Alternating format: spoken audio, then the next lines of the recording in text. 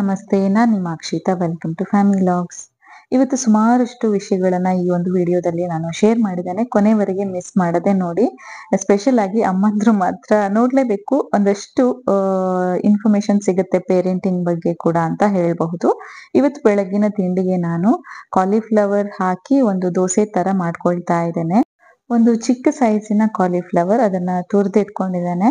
ಹಾಗೆ ಒಂದ್ ಸ್ವಲ್ಪ ಈರುಳ್ಳಿ ಮತ್ತೆ ಟೊಮ್ಯಾಟೊ ಕೂಡ ಕಟ್ ಮಾಡ್ಕೊಂಡು ಹಾಕೊಂಡಿದ್ದೇನೆ. ಇನ್ನೂ ಸಣ್ಣದಾಗಿ ಕಟ್ ಮಾಡ್ಕೊಂಡಿದ್ರೆ ಚೆನ್ನಾಗಿರೋದು, ಬಟ್ ಪರವಾಗಿಲ್ಲ, ಸ್ವಲ್ಪ ದೊಡ್ಡದಿದ್ರೂನು ತಿನ್ನುವಾಗ ಚೆನ್ನಾಗಿ ಸಿಗುತ್ತಲ್ವಾ, ಟೇಸ್ಟಿ ಆಗಿರುತ್ತೆ. ಇದಕ್ಕೆ 1-2-3 ಮೊಟ್ಟೆಗಳನ್ನ ಹಾಕೊಂಡಿದ್ದೇನೆ. ಹಾಗೆ ರುಚಿಗೆ ಬೇಕಾದಷ್ಟು ಉಪ್ಪು ಮತ್ತು ಸ್ವಲ್ಪ ಅರಿಶಿನ ಹಾಕಿದ್ರೆ ಮೊಟ್ಟೆಯ ಸ್ಮೆಲ್ ಏನಿರುತ್ತೆ ಅದು ಸ್ವಲ್ಪ ಕಡಿಮೆ ಆಗುತ್ತೆ, ಇಷ್ಟ ಆಗದವರಿಗೆ ನಾನು ಹೇಳೋದು. ಮತ್ತೆ ಟೇಸ್ಟ್ ಕೂಡ ಇರುತ್ತೆ, ಅದ್ರಲ್ಲಿ ಒಂದು ಫ್ಲೇವರ್ ಇರುತ್ತಲ್ವಾ, ಹಾಗೆ ಚೆನ್ನಾಗಿರುತ್ತೆ. ಅದನ್ನೊಮ್ಮೆ ಚೆನ್ನಾಗಿ ಮಿಕ್ಸ್ ಮಾಡ್ಕೊಂಡಾದ್ಮೇಲೆ ಸ್ವಲ್ಪ ಗೋಧಿ ಹಿಟ್ಟನ್ನ ಹಾಕೊಂಡು ಹಾಗೆ ಮಿಕ್ಸ್ ಮಾಡ್ತಾ ಬೇಕಾದಷ್ಟು ನೀರನ್ನ ಹಾಕೊಂಡು ಕಲಿಸ್ಕೊಳ್ತಾ ಇದ್ದೇನೆ. ನಮ್ಗೆ ಇಷ್ಟ ಇರುವಂತಹ ಹಿಟ್ಟನ್ನ ಹಾಕಬಹುದು, ಬೇಕಾದ್ರೆ ಮೈದಾ ಕೂಡ ಯೂಸ್ ಮಾಡಬಹುದು. ಆದ್ರೆ ಗೋಧಿ ಹಿಟ್ಟು ಹೆಲ್ದಿ ಅಂತ ಹೇಳ್ತಾರೆ ಮೈದಾಗೆ ಕಂಪೇರ್ ಮಾಡಿದ್ರೆ. ಸೊ ಅದಕ್ಕೋಸ್ಕರ ಗೋಧಿ ಹಿಟ್ಟನ್ನೇ ಯೂಸ್ ಮಾಡಿದ್ದೇನೆ. ಮತ್ತೆ ಸ್ವಲ್ಪ ಹಸಿಮೆಣಸಿನಕಾಯಿಯನ್ನ ಹಾಕೊಂಡಿದ್ದೇನೆ. ನಾವು ಮಕ್ಕಳಿಗೆಲ್ಲ ಕೊಡೋದಾದ್ರೆ ಈ ತರ ಹಸಿಮೆಣಸಿನಕಾಯಿ ಕಟ್ ಮಾಡಿ ಹಾಕಿ ಕೊಡೋದು ಅಷ್ಟೊಂದು ಸರಿಯಲ್ಲ. ಸೊ ನಾನು ಫಸ್ಟಿಗೆ ಒಂದ್ ಸ್ವಲ್ಪ ಹಿಟ್ಟನ್ನ ಆರಿಸ್ಕಂತ ಹೇಳಿ ತೆಗ್ದಿಟ್ಕೊಂಡಿದ್ದೆ. ಅದನ್ನ ಇವಾಗ ಸಪರೇಟ್ ಆಗಿ ಮಾಡ್ಕೊಳ್ತಾ ಇದ್ದೇನೆ ದೋಸೆ. ಇದಕ್ಕೆ ನಾನು ಖಾರ ಹಾಕೋದಾದ್ರೆ ಸ್ವಲ್ಪ ಏನದು ಕರಿಮೆಣಸಿನ ಪುಡಿ ಇರುತ್ತಲ್ವಾ, ಅದನ್ನ ಹಾಕೊಳ್ತೇನೆ ಆರುಷ್ಗೆ ಕೊಡುವಾಗ. ಇಲ್ಲದಿದ್ರೆ ಹಾಗೆ ಸ್ಕಿಪ್ ಮಾಡ್ತೇನೆ. ಖಾರ ಅಂದ್ರೆ ಮಕ್ಳಿಗೆ ಅಷ್ಟೊಂದು ಇಷ್ಟ ಆಗೋದಿಲ್ಲ ಅಲ್ವಾ, ತಿನ್ನುವಾಗ ಸಿಕ್ಕಿದ್ರಂತ ಹೇಳಿ. ಮತ್ತೆ ಸ್ವಲ್ಪ ತುಪ್ಪ ಹಾಕಿ 2 ಸೈಡ್ ಕುಕ್ ಮಾಡ್ಕೊಳ್ಬೇಕು. ಕುಕ್ ಆಗೋದಕ್ಕೆ ಸ್ವಲ್ಪ ಜಾಸ್ತಿ ಟೈಮ್ ತಗೊಳುತ್ತೆ. ಸ್ವಲ್ಪ ಹಿಟ್ಟನ್ನ ನೀರ್ ಮಾಡಿದ್ರೆ ನಾವು ಇನ್ನು ಸ್ವಲ್ಪ ತೆಳ್ಳಗೆ ಬಿಡಿಸ್ಕೊಳ್ಳೋದಕ್ಕಾಗತ್ತೆ, ಆವಾಗ ಬೇಗನೆ ಕುಕ್ ಆಗುತ್ತೆ. ಅದನ್ನೊಂದು ನೋಡ್ಕೊಂಡ್ರೆ ಆಯ್ತು. ನಮ್ಗೆ ಒಂದು ದೋಸೆ ಮಾಡುವಾಗ ಗೊತ್ತಾಗುತ್ತೆ ಹೇಗೆ ಮಾಡ್ಬೇಕಂತ ಹೇಳಿ. ಅದಾದ್ಮೇಲೆ ಅಡ್ಜಸ್ಟ್ ಕೂಡ ಮಾಡ್ಕೊಳ್ಬಹುದು ಬೇಕಾದ ಹಾಗೆ. ಮಕ್ಳಿಗೆ ಕೂಡ ತುಂಬಾ ಇಷ್ಟ ಆಗತ್ತೆ. ಇವಾಗ ಏನಂದ್ರೆ ತರಕಾರಿ ತುಂಬಾ ಕೊಡ್ಬೇಕು ಅಂತ ಹೇಳ್ತಾರೆ ಮಕ್ಳಿಗೆ, ಆದ್ರೆ ತುಂಬಾ ಮಕ್ಳು ಇಷ್ಟ ಪಡೋದಿಲ್ಲ ತರಕಾರಿಗಳನ್ನ ತಿನ್ನೋದಕ್ಕೆ. ಸೊ ನಾವ್ ಈ ತರ ತಿಂಡಿಯಲ್ಲಿ ಅಂದ್ರೆ ದೋಸೆ, ಇಡ್ಲಿ ನಾವೇನ್ ಮಾಡ್ತೇವೆ ಅದ್ರಲ್ಲಿ ಸ್ವಲ್ಪ ತರಕಾರಿಗಳನ್ನ ಮಿಕ್ಸ್ ಮಾಡಿದ್ರೆ ಮಕ್ಳಿಗೆ ಕೂಡ ಗೊತ್ತಾಗೋದಿಲ್ಲ ಇದ್ರಲ್ಲಿ ತರಕಾರಿ ಇದೆ, ನಾನು ಇದನ್ನ ತೆಗ್ದು ತಿನ್ಬೇಕಂತ ಹೇಳಿ ಅವರಿಗೆ ಕೂಡ ಗೊತ್ತಾಗೋದಿಲ್ಲ. ಹಾಗೆ ಫ್ಲೇವರ್ ಕೂಡ ತುಂಬಾನೇ ಚೆನ್ನಾಗಿರುತ್ತೆ ತರಕಾರಿ ಹಾಕಿದ್ಮೇಲೆ. ಅಂಡ್ ಮಕ್ಳಿಗೆ ಕೂಡ ಹೆಲ್ದಿ ಆದಂತಹ ಒಂದು ಫುಡ್ ಹೊಟ್ಟೆಗೆ ಹೋದಾಗ ಆಗುತ್ತೆ. ಸೊ ಯಾರಾದ್ರೂ ಅಮ್ಮಂದ್ರು ನಮ್ಮ ಮಕ್ಳು ತರಕಾರಿ ತಿನ್ನೋದೇ ಇಲ್ಲ ಅಂತ ಒಂದು ಟೆನ್ಷನ್ ಏನಾದ್ರೂ ಮಾಡೋರಿದ್ರೆ ಈ ತರ ನೀವು ರೆಸಿಪಿನ ಮಾಡಿಕೊಡ್ಬಹುದು. ಪ್ರೀವಿಯಸ್ ವ್ಲಾಗ್ ಅಲ್ಲಿ ಕೂಡ ನಾನು ಇಂಥದ್ದೊಂದು ರೆಸಿಪಿನ ಶೇರ್ ಮಾಡಿದ್ದೆ, ಕ್ಯಾಬೇಜ್ ಇತ್ತು ಅನ್ಸುತ್ತೆ, ಅದು ಕೂಡ ತುಂಬಾನೇ ಚೆನ್ನಾಗಿ ಬರುತ್ತೆ.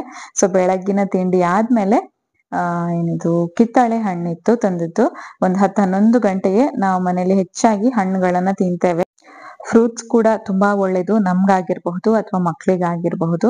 ನಾವು ಹೊರಗಡೆಯಿಂದ ತಂದಂತಹ ಈ ಬಿಸ್ಕೆಟ್ಸ್, ಚಿಪ್ಸ್ ಅದನ್ನೆಲ್ಲ ಕೊಡೋದಕ್ಕಿಂತ ಒಂದು ರುಟೀನ್ ಅಲ್ಲಿ ಇಷ್ಟು ಹೊತ್ತಿಗೆ ಫ್ರೂಟ್ಸ್ ತಿನ್ನೋದು, ಇಷ್ಟು ಹೊತ್ತಿಗೆ ವೆಜಿಟೇಬಲ್ ತಿನ್ನೋದು, ಆ ತರ ಒಂದು ರುಟೀನ್ ಮಾಡ್ಕೊಂಡು ಇಟ್ಟಿದ್ರೆ ನಮ್ಗೆ ಕೂಡ ಒಳ್ಳೇದು, ಮಕ್ಳು ಕೂಡ ಅದಕ್ಕೆ ಮತ್ತೆ ಸೆಟ್ ಆಗ್ತಾರೆ. ಸೊ 10-11 ಗಂಟೆಗೆ ಇದೇ ನಮ್ದು ಅಭ್ಯಾಸ. ಹೆಚ್ಚಾಗಿ ನಾವು ಹೊರಗಡೆಯಿಂದ ತಂದಂತಹ ಈ ಫ್ರೈಡ್ ಐಟಮ್ಸ್ ಎಲ್ಲ ಯೂಸ್ ಮಾಡೋದು ಕಡಿಮೆ ಮನೆಯಲ್ಲಿ. ಅಂಡ್ ಜಾಸ್ತಿ ಆರುಷ್ಗೆ ಕೊಡೋದು ಕೂಡ ಇಲ್ಲ, ಅವನಿಗೆ ಅಷ್ಟೊಂದು ಅಭ್ಯಾಸ ಕೂಡ ಇಲ್ಲ ತಿಂದು. ಹಾಗಾಗಿ ಒಂದು ವೇಳೆ ಬೈ ಮಿಸ್ಟೇಕ್ ಆಗಿ ಎಲ್ಲಾದ್ರೂ ಹೋದಾಗ ಅಥವಾ ಏನಾದ್ರೂ ಇದ್ದಾಗ ಸ್ವಲ್ಪ ತಿಂದ್ರೆ ಕೂಡ ಪಾಪ ಅವನಿಗೆ ಹೊಟ್ಟೆಯಲ್ಲಿ ಅಷ್ಟೊಂದು ಡೈಜೆಷನ್ ಆಗೋದಿಲ್ಲ, ಅದು ಒಳ್ಳೆಯ ರೀತಿಯಲ್ಲಿ ಸ್ವಲ್ಪ ಪ್ರಾಬ್ಲಮೇ ಆಗುತ್ತೆ. ಒಂದು ಬಾರಿ ಹಾಗೆ ಆಗಿತ್ತು ಒಂದು ಬರ್ಡೇ ಟೈಮ್ಗೆ, ಸೆಕೆಂಡ್ ಇಯರ್ ಬರ್ಡೇ ಟೈಮಿಗೆ. ಅದಾದ್ಮೇಲೆ ಮತ್ತೆ ನಾವೇನು ಅವನಿಗೆ ಕೊಡೋದೇ ಇಲ್ಲ. ಪರವಾಗಿಲ್ಲ, ಅದಕ್ಕೆ ಹೊಟ್ಟೆ ಸೆಟ್ ಆಗ್ಲಿಲ್ಲ ಅಂದ್ರೂ ಪರವಾಗಿಲ್ಲ, ಆದ್ರೆ ಹೆಲ್ದಿ ಫುಡ್ ಕೊಡೋದು ತುಂಬಾ ಒಳ್ಳೇದು. ಈ ಆರೆಂಜ್ ಬರುತ್ತಲ್ವಾ, ಅದ್ರಲ್ಲಿ ಬೀಜಗಳು ಕೂಡ ಇರೋದಿಲ್ಲ, ತುಂಬಾ ಚೆನ್ನಾಗಿರುತ್ತೆ ತಿನ್ನೋದಕ್ಕೆ, ಸ್ವೀಟ್ ಆಗಿರುತ್ತೆ. ಮತ್ತೆ ಬೀಜಗಳು ಇಲ್ಲದೆ ಇರೋದ್ರಿಂದ ಹಾಗೆ ಕೊಡಬಹುದು ಅವನಿಗೆ. ಇಲ್ಲದಿದ್ರೆ ನಾನು ಬಿಡಿಸಿ ಕೊಡ್ತೇನೆ ಹೆಚ್ಚಾಗಿ ಈ ಆರೆಂಜ್, ಮೂಸಂಬಿ ಎಲ್ಲ. ಬೀಜಗಳು ಸಿಕ್ಕಿದ್ರೆ ತಿನ್ನುವಾಗ ಅಷ್ಟೊಂದು ಒಳ್ಳೇದಾಗುದಿಲ್ಲ ಅಂತ ನನ್ಗೆ ಅನ್ನಿಸ್ತದೆ, ಆದ್ರೆ ಅವನು ಸೆಟ್ ಮಾಡ್ಕೊಂಡು ಅಡ್ಜಸ್ಟ್ ಮಾಡ್ಕೊಂಡು ತಿಂತಾನೆ. ಇದನ್ನ ಮಾತ್ರ ಹಾಗೆ ಓಪನ್ ಮಾಡಿ ಕೊಡ್ತೇನೆ. ಲಾಸ್ಟ್ ಇಯರ್ ಕೂಡ ಇದನ್ನ ತುಂಬಾ ಇಷ್ಟಪಟ್ಟು ತಿಂತಿದ್ದ. ಈ ಸೀಸನ್ ಅನ್ಸುತ್ತೆ ಅದು, ಈ ಸೀಸನ್ ಅಲ್ಲಿ ತುಂಬಾ ಬರುತ್ತೆ ಈ ಟೈಮ್ ಅಲ್ಲಿ. ಸೊ ಅವನು ಕೂಡ ತುಂಬಾ ಇಷ್ಟಪಟ್ಟು ತಿಂತಾನೆ. ಅಂಡ್ ಒಂದು ಎಕ್ಸ್ಪ್ರೆಷನ್ ಕೂಡ ಕೊಡ್ತಾನೆ, ಕಣ್ಣನ್ನ ಮುಚ್ಚಿ ಹಾಗೆ ಎಂಜಾಯ್ ಮಾಡುವ ಹಾಗೆ. ಅದೆಲ್ಲ ಜಸ್ಟ್ ನಾವು ಅವ್ರ ಜೊತೆ ಕುತ್ಕೊಂಡು ತಿನ್ನುವಾಗ ಅವರಿಗೆ ಅಭ್ಯಾಸ ಆಗತ್ತೆ ಫ್ರೂಟ್ಸ್ ಎಲ್ಲ ತಿನ್ನೋದು. ಅಂದ್ರೆ ನಾವು ಚಿಪ್ಸ್ ತಿನ್ನೋದು, ಬಿಸ್ಕೆಟ್ಸ್ ತಿನ್ನೋದು ಮಾಡ್ತಾ ಅವರಿಗೆ ಖಾಲಿ ಫ್ರೂಟ್ಸ್ ಕೊಟ್ರೆ ಅವ್ರಿಗೆ ಕೂಡ ಇಂಟ್ರೆಸ್ಟ್ ಆಗೋದಿಲ್ಲ. ನಾವು ಅವ್ರ ಜೊತೆ ಕುತ್ಕೊಂಡು ಒಟ್ಟಿಗೆ ತಿಂದ್ರೆ ಅವರಿಗೆ ಸ್ಲೋಲಿ ಅಡ್ಜಸ್ಟ್ ಆಗುತ್ತೆ ಮತ್ತೆ ಇಷ್ಟ ಕೂಡ ಪಡ್ತಾರೆ. ಇದಾದ್ಮೇಲೆ ಮಧ್ಯಾಹ್ನಕ್ಕೊಂದು ಚಿಕನ್ ಕರಿ ಮಾಡ್ತಾ ಇದ್ದೇನೆ. ಸಿಂಪಲ್ ಅಂದ್ರೆ ತುಂಬಾ ಸಿಂಪಲ್ ಆದಂತಹ ರೆಸಿಪಿ ಕ್ವಿಕ್ ಆಗಿ ಶೇರ್ ಮಾಡ್ತಾ ಇದ್ದೇನೆ. ಸ್ವಲ್ಪ ಕರಿಬೇವಿನ ಸೊಪ್ಪು ಮತ್ತೆ ಖಾರಕ್ಕೆ ಬೇಕಾದಷ್ಟು ಹಸಿಮೆಣಸಿನಕಾಯಿ, ಶುಂಠಿ, ಬೆಳ್ಳುಳ್ಳಿ ಮತ್ತೆ ಗರಂ ಮಸಾಲ. ಆ ಖಾರಕ್ಕೆ ಬೇಕಾದ್ರೆ ಸ್ವಲ್ಪ ಪೆಪ್ಪರ್ ಕೂಡ ಹಾಕೊಳ್ಬಹುದು ನಿಮ್ಗೆ ಹಸಿಮೆಣಸಿನಕಾಯಿ ಹಾಕಿದ್ರೆ ತುಂಬಾ ಕಡಿಮೆ ಅಂತ ಅನ್ಸಿದ್ರೆ. ಮತ್ತೆ ಸ್ವಲ್ಪ ಅರಶಿನ, ಮತ್ತೆ ಜೀರಿಗೆ ನೀರ್ ಹಾಕಿ ಗ್ರೈಂಡ್ ಮಾಡ್ಕೊಳ್ಳೋದು. ಚಿಕನ್ ಅನ್ನ ಚೆನ್ನಾಗಿ ತೊಳೆದು ಇಟ್ಕೊಂಡಿದ್ದೆ, ಅದಕ್ಕೆ ಈ ಗ್ರೈಂಡ್ ಮಾಡ್ಕೊಂಡಿರುವಂತಹ ಪೇಸ್ಟ್ ಅನ್ನ ಹಾಕಿ ಇಡೋದು. ಕರಿಬೇವು ಸೊಪ್ಪಿನ ಬದ್ಲಿಗೆ ಬೇಕಾದ್ರೆ ಕೊತ್ತಂಬರಿ ಸೊಪ್ಪು ಅಥವಾ ಪುದೀನ ಯಾವ್ದಾದ್ರೂ ಯೂಸ್ ಮಾಡಬಹುದು. ನಮ್ಗೆ ಯಾವ್ದು ಸೊಪ್ಪು ಮನೆಯಲ್ಲಿ ರೆಡಿ ಆಗಿದೆ ಅದನ್ನ ಯೂಸ್ ಮಾಡಬಹುದು.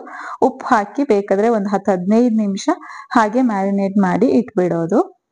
ಇದು ಆಪ್ಷನಲ್, ಟೈಮ್ ಇದ್ರೆ ಮಾಡಿ ಇಟ್ಕೊಂಡಿರಬಹುದು, ಇಲ್ಲದಿದ್ರೆ ಹಾಗೆ ಡೈರೆಕ್ಟ್ ಆಗಿ ಹಾಕಬಹುದು.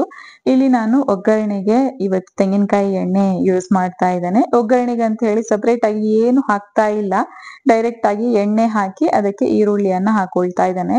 ತುಪ್ಪ ಕೂಡ ಯೂಸ್ ಮಾಡಬಹುದು, ಎಣ್ಣೆ ಕೂಡ ಯೂಸ್ ಮಾಡಬಹುದು. ಇವತ್ತು ತೆಂಗಿನ ಎಣ್ಣೆ ಯೂಸ್ ಮಾಡಿರೋದು. ಈರುಳ್ಳಿ ಮಾತ್ರ ಚೆನ್ನಾಗಿ ಫ್ರೈ ಮಾಡ್ಕೊಳ್ಬೇಕು, ಆವಾಗ ಟೇಸ್ಟ್ ಚೆನ್ನಾಗಿ ಬರುತ್ತೆ. ಅದಾದ್ಮೇಲೆ ಸ್ವಲ್ಪ ಟೊಮ್ಯಾಟೊ ಕೂಡ ಹಾಕೊಳ್ತೇನೆ. ಟೊಮ್ಯಾಟೊ ಕೂಡ ಚೆನ್ನಾಗಿ ಸ್ಮ್ಯಾಶ್ ಆಗುವವರೆಗೆ ಕುಕ್ ಮಾಡ್ಕೊಂಡ್ರೆ ಆಯ್ತು. ನಾವು ಅವಾಗ್ಲೇ ಗ್ರೈಂಡ್ ಮಾಡ್ಕೊಂಡಿರುವಂತಹ ಮಸಾಲೆಯನ್ನ ಚಿಕನ್ನಿಗೆ ಹಾಕಿ ಮ್ಯಾರಿನೇಟ್ ಮಾಡಿ ಇಟ್ಕೊಂಡಿಲ್ಲ ಅಂದ್ರೆ ಇವಾಗ ಹಾಕೊಳ್ಬಹುದು. ಟೊಮ್ಯಾಟೊ ಚೆನ್ನಾಗಿ ಸ್ಮ್ಯಾಶ್ ಆದ್ಮೇಲೆ ಮಸಾಲೆಯನ್ನ ಹಾಕೊಂಡು ಚಿಕನ್ ಹಾಕೊಳ್ಬಹುದು. ನಾನು ಆವಾಗ್ಲೇ ಮಿಕ್ಸ್ ಮಾಡಿ ಇಟ್ಕೊಂಡಿರೋದ್ರಿಂದ ಅದನ್ನ ಇವಾಗ್ಲೇ ಜೊತೆಗೆ ಹಾಕೊಂಡಿದ್ದೇನೆ. ಅದಾದ್ಮೇಲೆ ಇದನ್ನ ಇನ್ನು ಕುಕ್ ಮಾಡ್ಕೊಂಡ್ರೆ ಆಯ್ತು. ನಮ್ಗೆ ಗೊತ್ತಾಗತ್ತಲ್ವಾ, ಚಿಕನ್ ಕುಕ್ ಆಗುವವರೆಗೆ ಕಂಪ್ಲೀಟ್ ಆಗಿ ವೆಯ್ಟ್ ಮಾಡ್ಬೇಕು.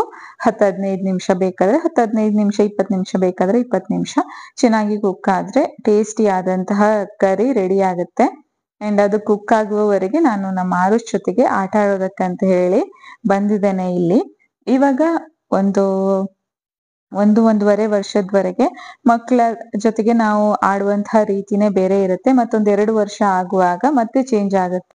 ಈಗ ಏನಂದ್ರೆ ಈ 2 ವರ್ಷ ಆಗುವಾಗ ಸ್ವಲ್ಪ ಆ ಕಡೆ ಈ ಕಡೆ ಇರ್ತಾರೆ. ಅವಾಗ ಅವರಿಗೆ ನೀಟಾಗಿ ಮಾತಾಡೋದಕ್ಕೆ ಹೇಳಿಕೊಡೋದು ತುಂಬಾ ಮುಖ್ಯ ಆಗುತ್ತೆ.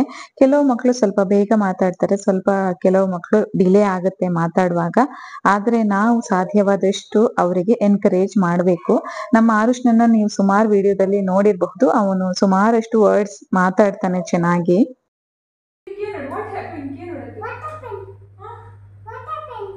My eggs fell in river. I do not have any other eggs. What to do?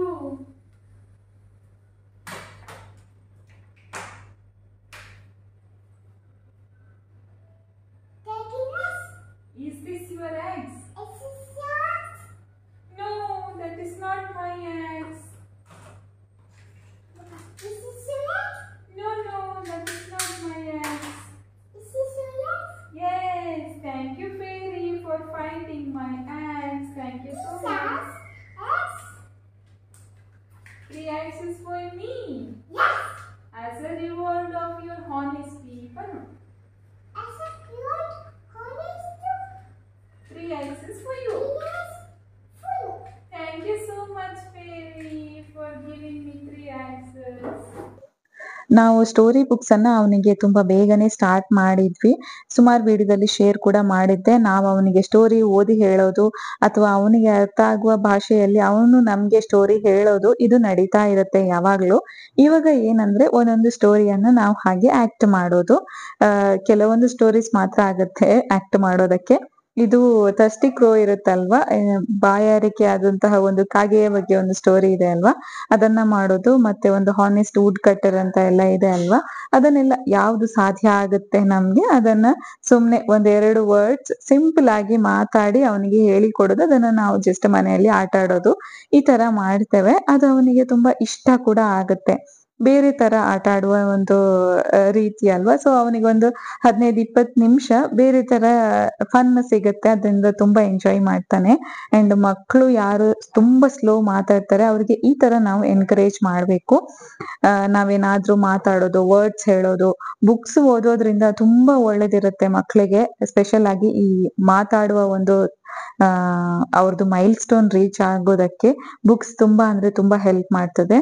ನಾವು ಅವರಿಗೆ ಹೊಸ ಹೊಸ ವರ್ಡ್ಸ್ ಅನ್ನ ಓದುವಾಗ ಅವರಿಗೆ ಅಷ್ಟು ವರ್ಡ್ಸ್ ಅವರಿಗೆ ಗೊತ್ತಾಗುತ್ತೆ.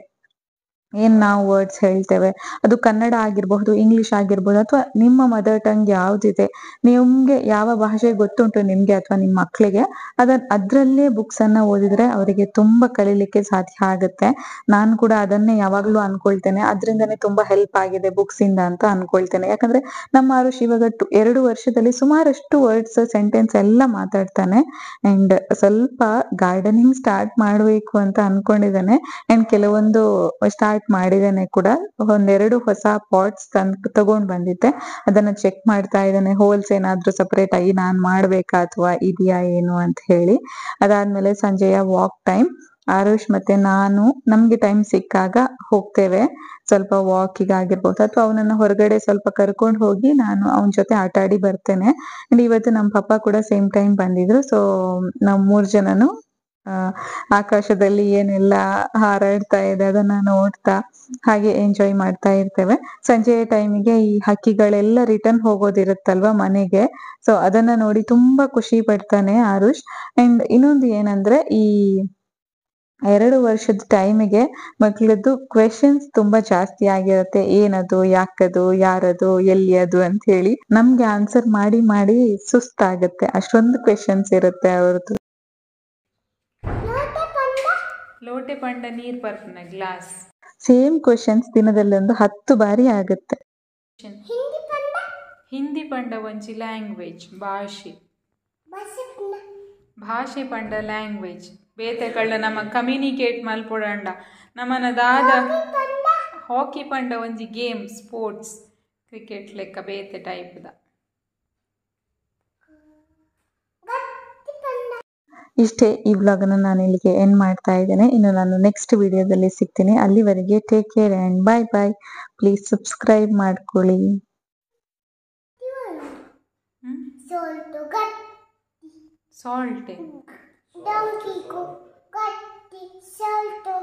ಸಾಲ್ಟ್ ಮರ್ಚೆಂಟೆ ಗಟ್ಟಿಡೇನ ಮಲ್ಕೊಂಡು ಕಲ್ಕುನತೆ.